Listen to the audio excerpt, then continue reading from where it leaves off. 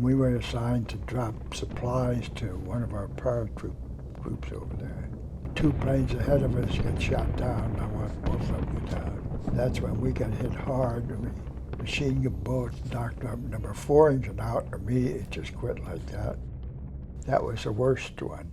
I recently had the pleasure of sitting down with World War II B-24 pilot John Homan to talk about some of his experiences during the war. John is a distinguished Flying Cross recipient who flew 34 combat missions over Europe during World War II. John is 101 years young and sharp as a tack. I was blown away by his detailed memories of events that happened 80 years ago, in some cases down to specifics like dates and names. Now let's sit down with John and hear a bit about his experience in World War II, starting from the beginning.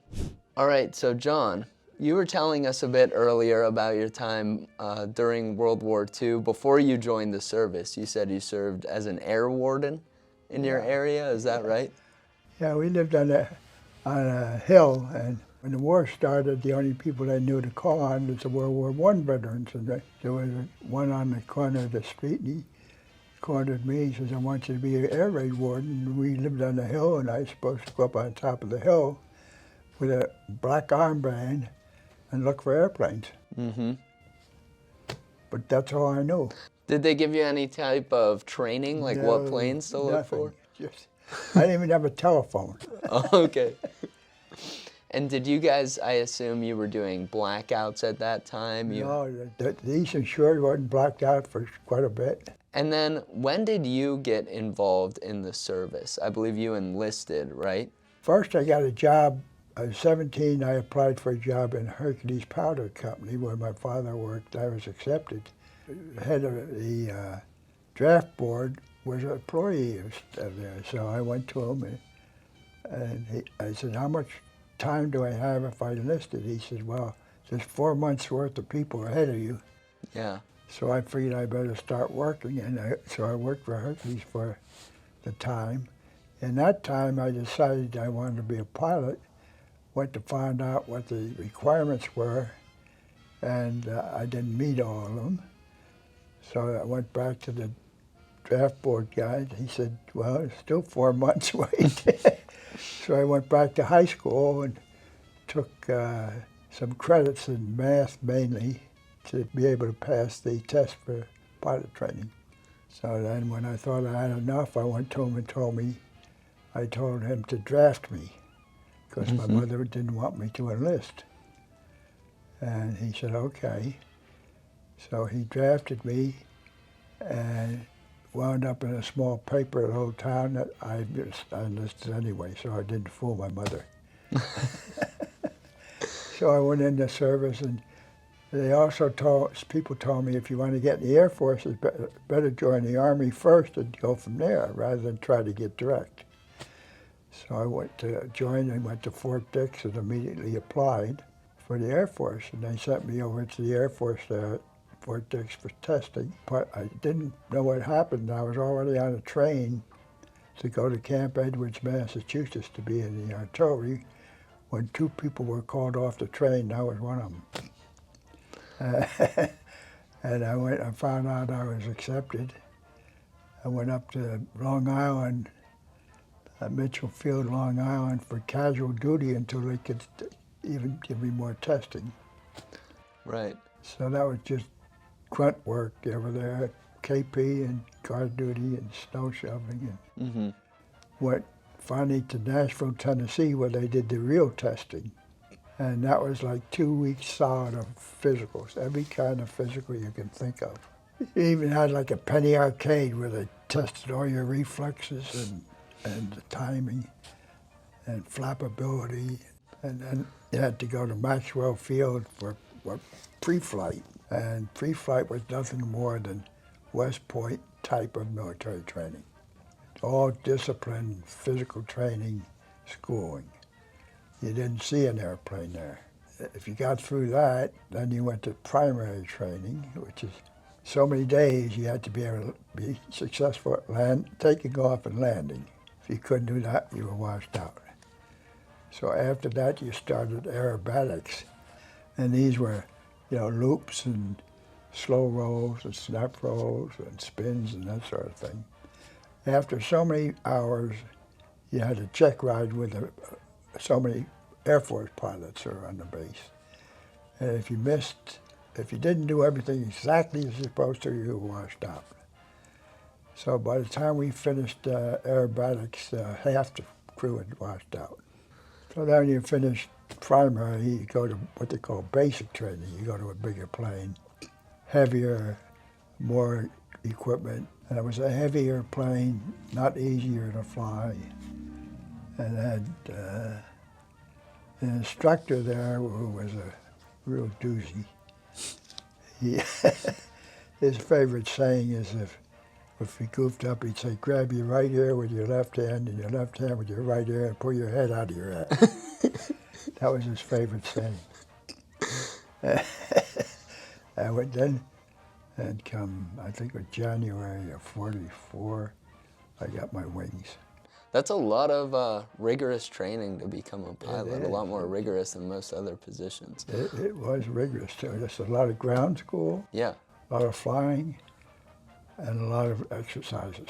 I'm gonna quickly interrupt here to add something that John shared with me off camera. He told me that the instrument training he mentioned was conducted with the help of Link trainers. These were early flight simulators that trainees would climb inside of and then fly a course using only the instruments inside of the trainer. At the same time, a connected device would plot out their flight path on a chart, allowing an instructor to evaluate their performance. I got an up-close look at an original Link trainer in my video about the National Museum of the US Air Force, and I showed that portion of my video to John, which seemed to bring back some memories of using those in training. I wish I had gotten that conversation on video, but I think that was worth adding in here. John mentions the Link trainer in his book, Into the Cold Blue, which covers his experience fighting in World War II. You can order that book through the link in the description. That's not a sponsorship. I don't get any money if you buy the book, but I think John's story is really important, and I told him I would try to sell some books in this video, so you better go buy one. Okay, back to the interview. What made you want to be a pilot so bad that you... No. No? Did something about it appeal to you? Well, yeah, I heard people from World War I talk about trench warfare. And, yeah, you wanted to steer clear of that as much as possible? I guess I didn't want to walk in the mud. Yeah, you probably avoided a lot of walking in the mud. If you hadn't been pulled off that train, right, maybe you would have done a lot more walking in the mud over there. So after you got your wings, is that when you headed overseas? What happened after that? You had to get training in the plane you were going to fly overseas. Mm-hmm. So I was sent out to Casper, Wyoming, where all they did is train B-24 pilots. So our crew stayed there for about 3-4 months and did nothing but fly B-24s. Finally, we were assigned a new one right off the Willow Run plant, assembly line. So we picked that up. It was a brand new, beautiful airplane, silver. And so we checked that out, and we found absolutely nothing wrong with it. Everything was right. And then we got an order to fly from Casper to Nebraska, Nebraska to Maine, Maine to Goose Bay, Labrador, Goose Bay, Labrador to Scotland. Wow. So at what point did they assemble your crew when you all got assigned to one plane? Right at Casper. You stayed with the same crew. Mm-hmm. What was it like meeting your crew for the first time? Did you know that you would end up getting really close and going through a lot with those guys? I don't think we thought, at least I didn't think of it. It's just that you had a crew and you had to work with them, and part of the time was developing a system or communications with the crew. Mm-hmm. So you could all work as a team. Right. Did the other members of the crew, you got a ton of training to be a pilot. Were they also well-trained and experts in what they were doing, would you say? Yeah, the navigator was a damn good navigator, and the bombardier had the training, and all the gunners had training. The radio operator had special training, and the top gunner was the flight engineer. He had special training. So then you headed overseas. Can you tell me a bit about what happened once you arrived? Well, we wound up landing in Scotland, and we thought that our beautiful plane would be ours, and that went one way and we went another way. And we went over to Ireland. They had a base over there where they had replacement crews. So we were over there a couple of weeks as a replacement crew. This is right where D-Day was going on. Right. And soon, I think our group lost a few planes, and They just called up and said, we need so many crews. They sent a plane, picked us up, and took us back to Halesworth.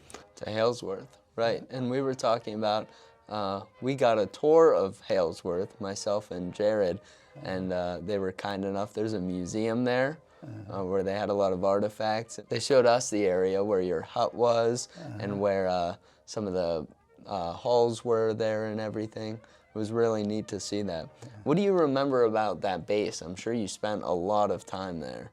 During wartime, and the Germans had come over and raided a few times. So they wanted, the planes were all scattered around the field, and all the squadrons were scattered around in the woods.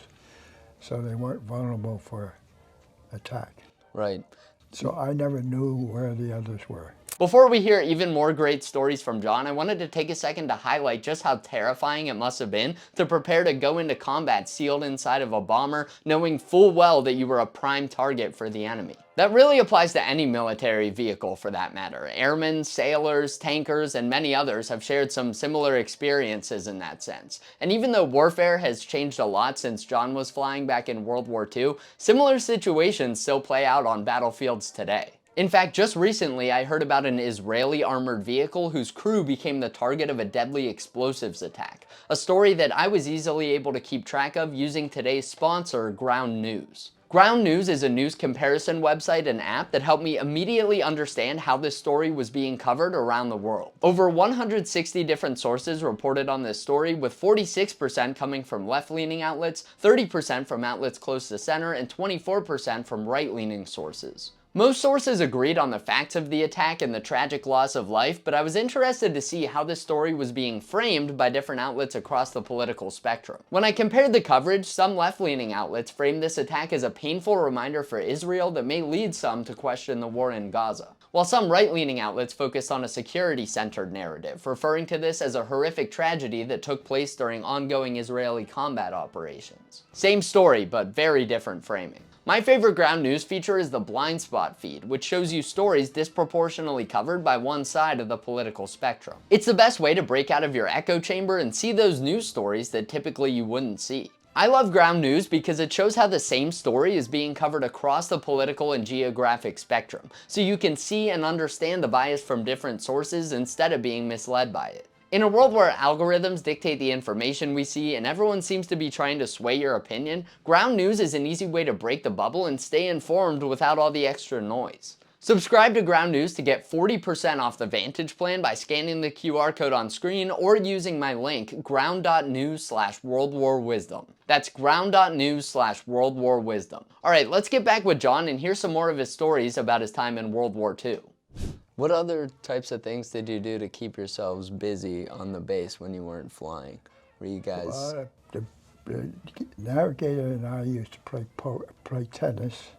Then we'd get up softball games, a little drinking down in the clubhouse. Oh yeah. But that's about it. And you mentioned you went down to London a couple times. I've heard that London at that point was kind of crazy. A lot of guys going on leave to party.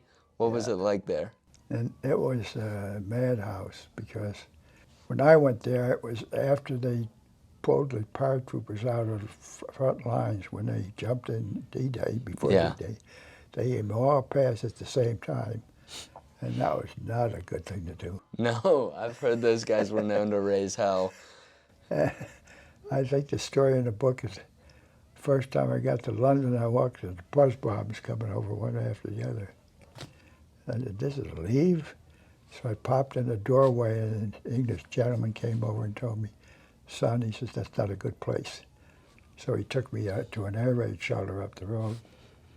Then I went back to the hotel and I said, I'd like to get out of town now, have a beer and a sandwich. So they told me where to go and I got in a cab.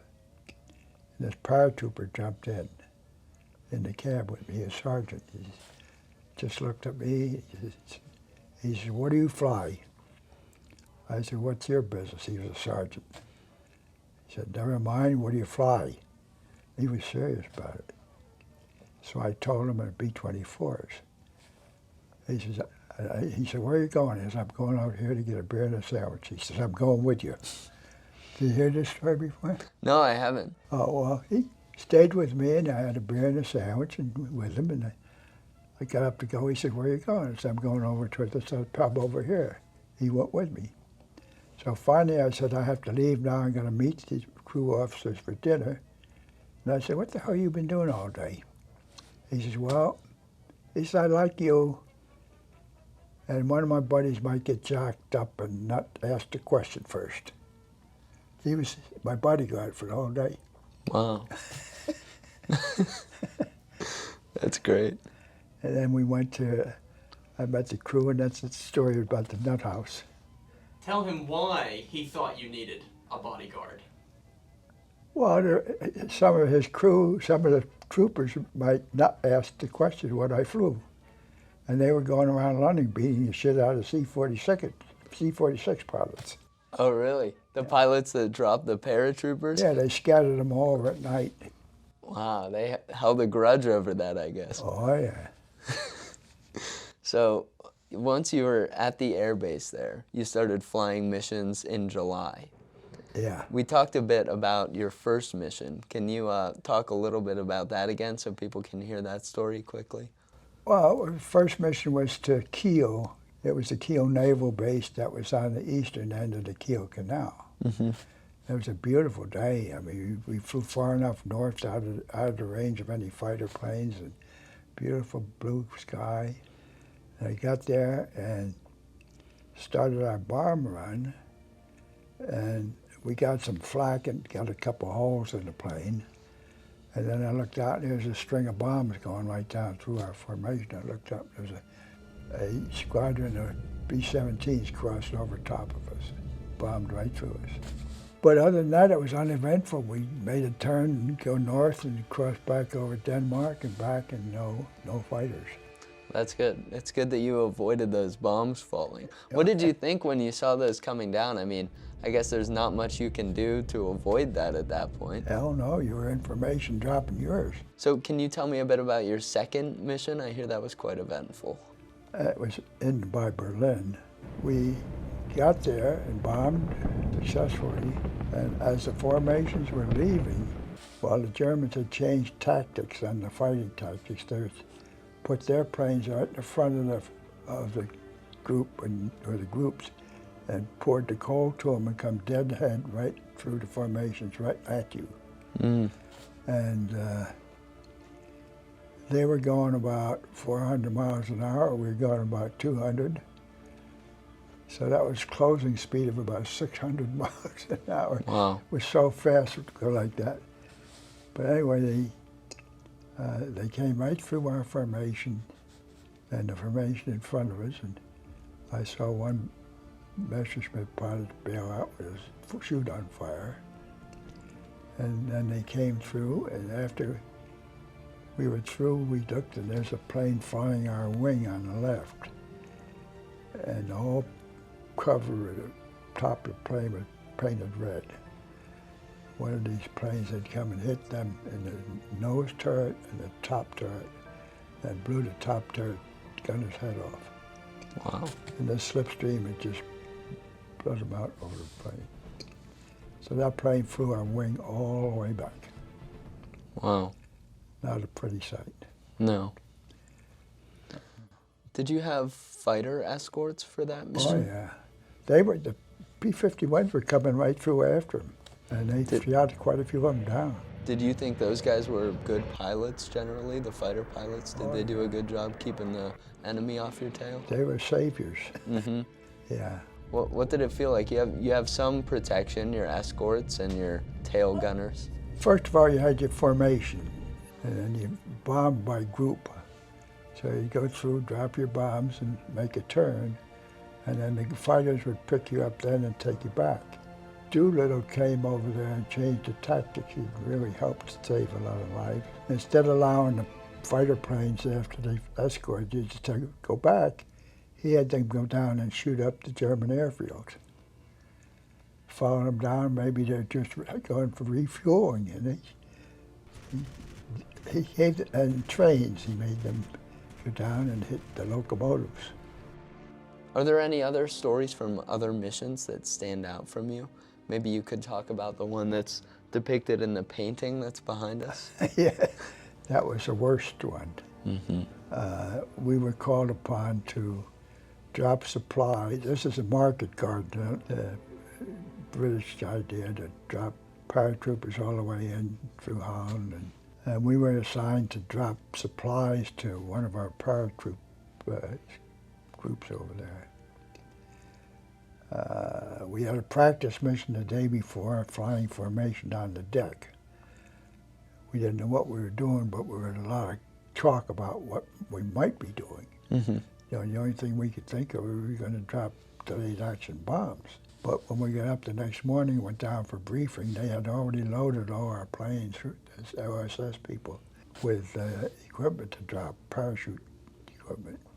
So we flew over to Holland. Something hit our number 3 engine over Holland, and we had absolutely no idea what. Lost power. It was only maybe 3/4 power, and that's all you could get. So that wasn't enough to abort the mission, since we had 3 good missions.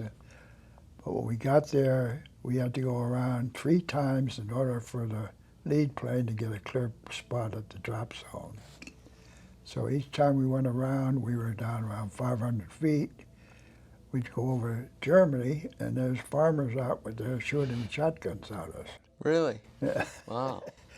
And by the time we got there to drop ours, the Germans had us zeroed in. 2 planes ahead of us got shot down. I watched both of them go down. That's when we got hit hard.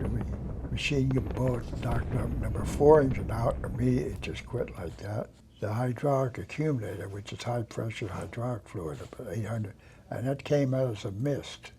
It filled the cockpit with like a fog. Feathering number 4 was crucial because that's a drag. The blades are flat with the wind. You want them this way. So had to feather that damn thing in a matter of seconds to stay off the ground. We dropped the nose down to pick up speed instead of stalling. We were about treetops level when we were able just to pull the stick back a little bit. Then by adjusting the engines so you could control it, and part of our tail was shot off too. Wow. We kept adjusting the engines and flaps so we could stay in the air. Got to about 800 feet and said, we're not touching anything more now. We're stable, and we flew 800 feet back to England. Wow. Went to an emergency field, and there's a 10,000-foot long separate wide runways. When we approached the field, there was a plane burning on the right-hand side.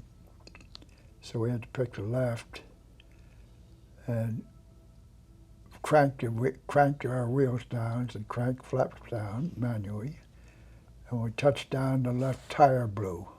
And it just went down and screeched and off the runway. Wow. And the plane was scrapped. Jeez. They saved whatever they could out of it. That was it.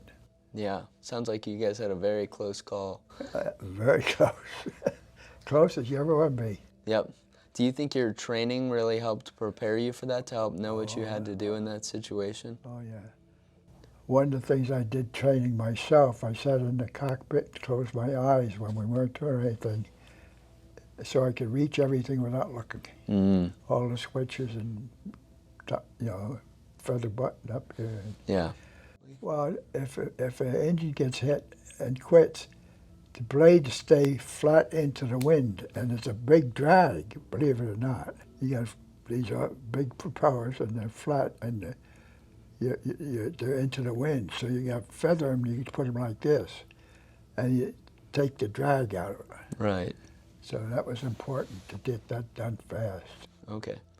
That's interesting. Yeah. So we pulled the pants down, after we got cleared, we pulled the radio operator's pants down, and a tracer had gone through his pants, through his underwear, and singed his ass. Wow. Was he seriously wounded, or was it just a... Then he got a Purple Heart. Wow, he got very lucky then, a very close call for him.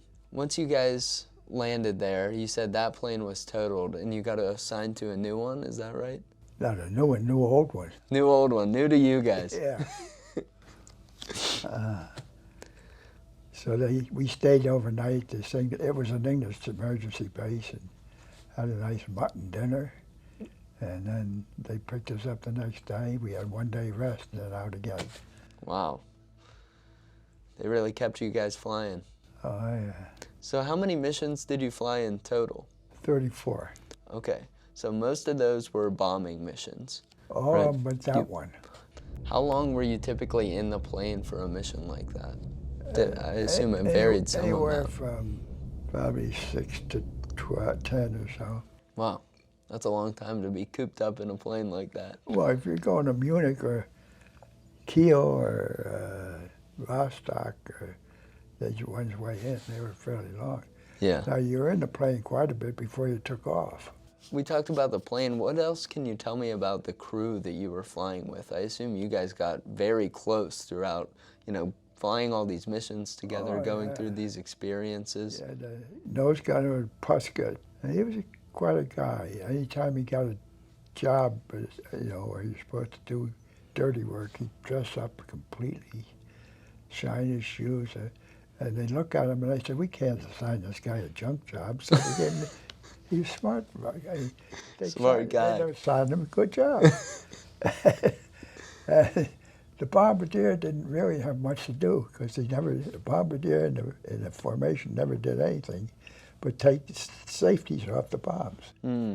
Okay. The lead plane did all the sighting, and all he did is push the button when the lead plane dropped. Navigator was damn good. We had a very good navigator. He took us overseas with clouds and everything and put us right where we were supposed to be. And at one mission, the lead plane had us lost over Roar Valley, and we were getting pot-shotted. So he asked permission to call the lead plane, tell him where the hell he was. So he called, and we were getting potted with flak, so he took us out. So they took him off away from us and made him a lead plane. Then the radio operator, I never knew what the hell he did. He sat behind me, and he had a whole stack of radios. He did save us, though, on our trip to across the Atlantic. Then you had the waist gunner. He had two 150 out this window, 150 out this window. And the little story there is we were on one mission, and he had to pull a gun in and clear it. So he unlocked it, pulled it in, pushed it out, and forgot to lock it completely. Started firing, and it knocked him on his can, and he was firing inside the plane. Oh my gosh. So on one reunion, both of them were there, and the tail gunner looked at him and said, "You remember that son of a bitch almost killed me one day?" So when we landed, we always examined the plane after we landed and go see where all the holes were, and we saw all these flares coming out, nothing on the other side. So we both looked at the waist gunner, and he got this grin on his face. Bunch was from Baltimore. He was the ball gunner. Now that's got to be the worst job in ETO, and some people said that. They crank him down, they stick outside the bottom of the plane. Yeah. Now before it was over, he was on booze and benzodrine. Then you had the tail gunner, who was long. He looked like a kid, but he did his job. They all did their job. That's good that you had a good crew you could count on. I'm sure that's important when you're flying a dangerous mission like that. You have to trust everyone's going to do their job. The nose gunner got his turret shattered 3 times in a row, and we're all getting in the plane for the next mission. He's standing, he says, "I'm not getting in that thing anymore." We never said a word to him. We all got in and looked, and there he is coming in. He didn't have to say anything. Yep. And the waist gunner got hit in the head with a piece of flak. We wore infantry helmets. Oh, okay. This went through the steel helmet into the liner and knocked him down. Wow. And the other guys picked him up and looked him over, and he was okay. It's a good thing he had his helmet on. Yeah. Once you were done flying your last mission, you mentioned there was some celebrating. I'm sure that was typical for guys after their last mission to do a bit of celebrating at the local bars. No, I just went, when I found out it was my last mission, the officers club was on their way home. I found out I wasn't on the mission tomorrow, and I knew that was going to be the last mission. So I just stopped at the officers club and got a little blotto. Yep. And what do you remember? So after your last mission, I guess, what happened after that? Did you head back to the States? No, you were waiting for transportation, and we didn't have anything to do. We just went to the officers club, and there was a crap game most of the time going on, and a pound was a big piece of paper worth $4.25. There was usually a pile of pounds on there, or you roll it. So I got in the crap game, and I hit it pretty good, and I won a bunch of these little big piece of paper and put it in my pocket, and went left. And it was $1,000. Wow. Jeez. So I kept them in my pocket all the way back and bought a car. Oh, nice. You made out pretty well from that. So we went to a base of, it was a place where they assigned transportation home. And I met some of the people I knew that were supposed to have been shot down, but they went to Sweden. And they were there, and I said to them, they said, "You don't know us, you haven't seen us." They were flying black P-24s over Norway to Sweden, bringing these people back, which they went, Sweden was supposed to be neutral, and we're not supposed to do that. So we got a convoy, well, it was a small cruise ship, and came home on a convoy, and we had a storm out north of Atlantic out there. You can't believe that ship went over the top of the wave and back down the bottom. Yeah, prop come out of the water and they go down like that.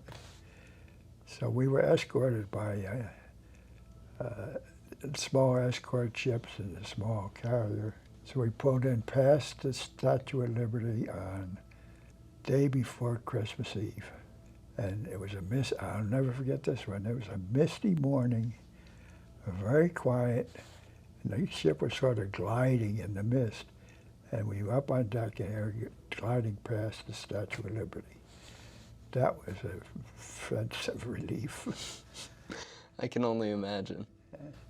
So we got to Brooklyn Navy Yard. They rushed us to Fort Dix. They stayed up all night, gave us our papers, and I walked in the house on Christmas Eve. Once the war ended and everything was over, were there a lot of celebrations at that point? What were you feeling once the war? I was sent to Georgia to instruct West Point grads in advance, because they got their bars, lieutenant, but they did not have their wings. So they sent to our base in Georgia. We instructed them advanced, and then they got their wings. Well, I did this for a while, and then I went to Texas to instrument instructor school for, I think it was 5 weeks. Did nothing but fly instruments. Went back to Georgia and flew a little more, and the war in Europe was over. So there was still Japan, so a lot of these training schools had to close.